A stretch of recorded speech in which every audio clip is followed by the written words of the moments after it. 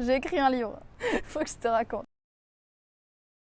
Écrire un livre, ça a toujours été un grand rêve. Mais ce grand rêve, c'était pour moi une ambition que je pouvais réaliser à la fin de ma carrière, quand je serais assez sage pour pouvoir enfin partager ma vision du monde et de la vie avec les autres. Du coup, pendant longtemps, j'avais rangé ce rêve sagement dans la boîte en attendant d'avoir compris la vie pour m'autoriser enfin à m'attaquer à ce projet.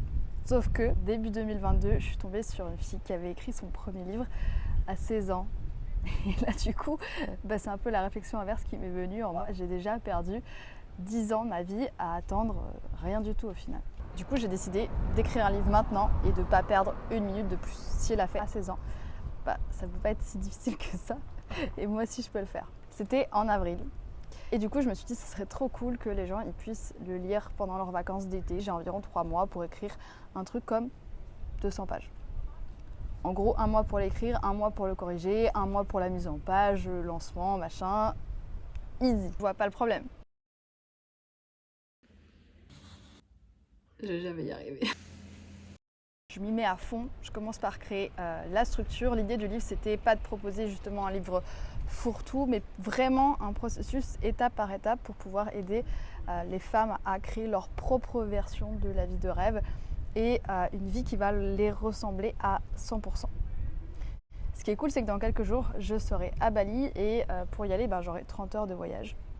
Donc ce sera l'occasion idéale pour me lancer dans l'écriture du premier brouillon. Sauf qu'il n'y a rien qui s'est passé comme prévu. Dans l'avion, j'ai écrit 0 ligne.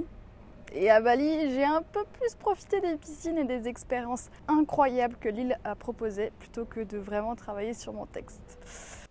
Quand j'ai repris l'avion en direction la Suisse, j'avais peut-être écrit 10 pages en tout, alors j'étais censée rentrer avec une première version du manuscrit terminé. Les calculs sont pas bons du tout. C'est pas grave, j'ai respiré, je suis pas la fille d'un prof de maths pour rien, les calculs, je gère.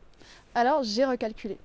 Un livre de 200 pages, d'après Google, c'est environ 35 000 à 40 000 mots. En resserrant un peu le timing de réécriture et de lancement, je pensais pouvoir dégager environ 40 jours pour l'écriture, tout en gardant la même date de sortie. Donc 1000 mots par jour sans rater un seul jour, soit entre 5 et 7 pages. C'était chaud, mais je m'y suis mise à fond.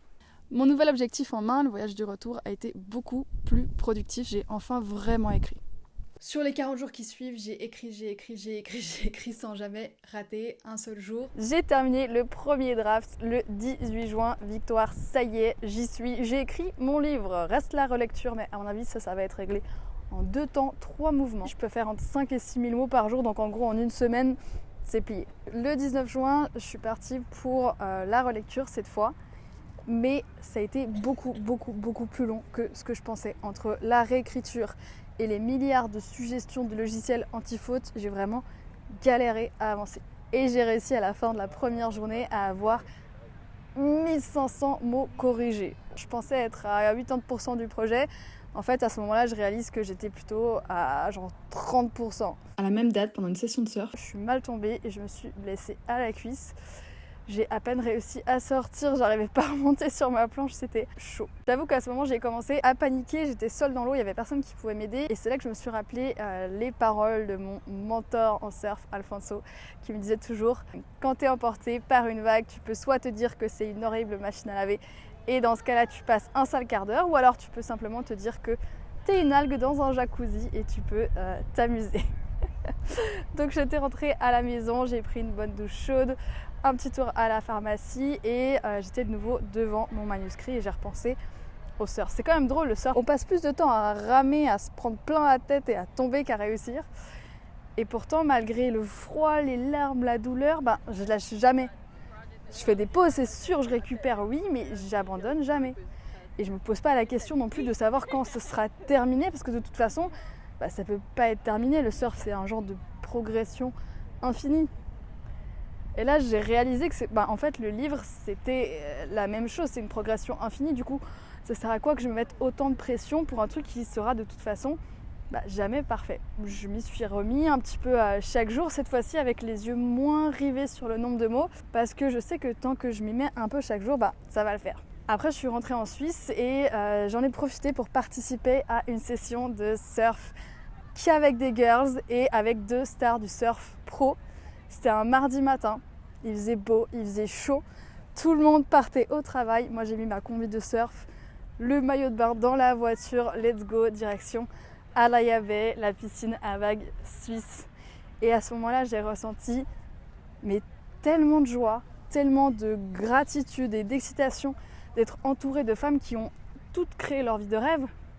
Parce que toutes ces femmes, elles étaient assez libres pour pouvoir tout d'un coup, un mardi matin aléatoire, aller surfer et s'éclater entre filles. Ça m'a reboosté x 1000. Parce que mon livre, il a comme objectif de justement aider d'autres femmes à se créer ce genre de vie pour qu'elles puissent se faire ce genre de truc. Mi-juillet, je suis encore dans les corrections, mais cette fois-ci, je sens que j'arrive au bout, qu'à quelques jours près, ça y est, le deuxième brouillon est enfin mon travail. The job is half done. Donc j'ai engagé 8 bêta-lectrices qui vont être les premières personnes à lire le manuscrit en entier. Et là, c'était parti sur 2 bonnes semaines d'angoisse en attendant leur retour. J'avais tellement peur qu'elles disent que c'est pas intéressant, qu'il y a des choses pas cohérentes, que c'était pas clair ou que c'était trop simple. Enfin bref, c'est chaud. Qu'est-ce que je fais si elles disent tout ça ? Est-ce que j'arrête tout ? Finalement, après ces 2 premières semaines, le premier mail est arrivé. Intitulé « Retour sur le manuscrit ». Wow, j'avais tellement peur de l'ouvrir. Je me souviens, j'avais le cœur qui battait à 1000 à l'heure. Et là, j'ouvre. C'est fluide, c'est clair, c'est concret, blablabla. Tu sais trouver les mots pour être claire, bienveillante et motivante. Nanana. Ça donne envie de foncer et de se jeter dans l'aventure avec toi. Wow, c'était tellement cool de voir qu'elle a aimé. Bon, j'ai pas crié victoire trop vite non plus parce que c'était que un retour sur 8. Le diable sur mon épaule me disait que peut-être qu'elle a écrit ça juste pour être sympa et donc je commençais à me faire défiler. Et finalement, j'ai reçu tous les autres retours un à un et ils étaient super positifs. Et c'est là que j'ai réalisé qu'en fait, même si le livre il n'était pas encore sorti, c'était trop cool parce que je commençais en fait déjà à avoir un impact positif sur la vie de femme. Et ce qui était cool aussi, c'est que la suite du travail après cette version un peu plus clean, c'est ma correctrice pro qui l'a fait, Nina. Et du coup, ça c'était pas ma partie. Après quelques semaines, j'ai reçu un email de sa part avec toutes ses suggestions, ses commentaires. J'ouvre l'email et là je vois 3261 commentaires et modifications. Je me suis dit que il va falloir un petit peu de temps pour traiter tout ça. Probablement il faut que je bouge la date de sortie. Mais c'est pas grave, il faut ce qu'il faut. Je veux sortir un truc vraiment cool, donc on prend le temps. Finalement, c'est le 30 août que j'ai exporté la version finale du manuscrit avec les 3261 commentaires qui ont été repris, relus, corrigés.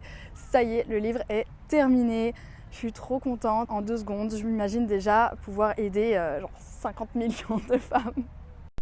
Petite pause ici quand même, parce que quand je dis que le livre est terminé, ce qui est terminé réellement, c'est le texte. Il n'y a pas du tout de mise en page, il n'y a pas de titre, il n'y a pas de couverture, il n'y a rien. Je le savais pas encore, mais à ce moment-là, j'avais fait presque la partie la plus facile. Les mois suivants, ça a été consacré à une tonne de mise en page, la création de la couverture que j'ai refait 1000 fois, la création du titre et la planification du lancement.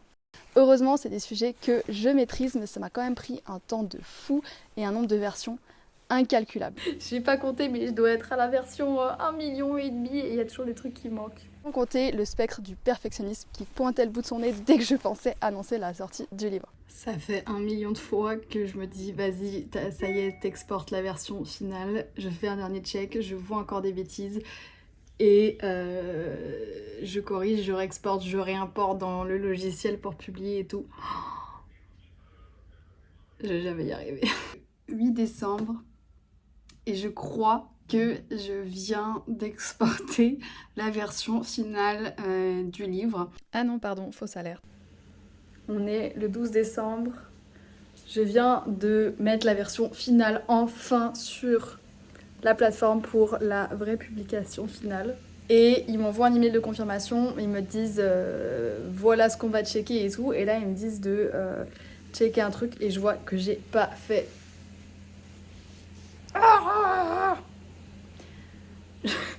Mais ça y est, on y est. Bien sûr, je suis pas satisfaite à 100% de tout, mais je le serai jamais. Et je pense que vraiment j'ai une version qui puisse aider pour de vrai des femmes à créer leur vie de rêve.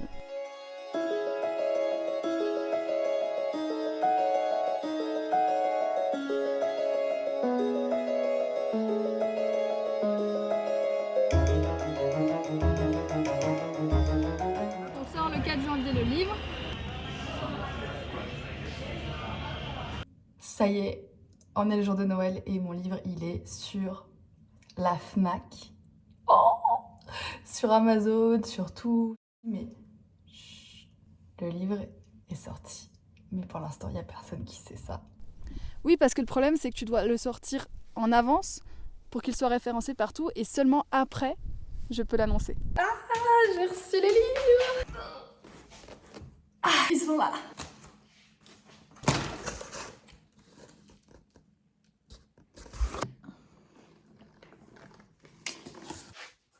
Ça y est, je peux enfin le dire, le livre est là, il est publié, tu peux le commander, il existe et je suis trop contente.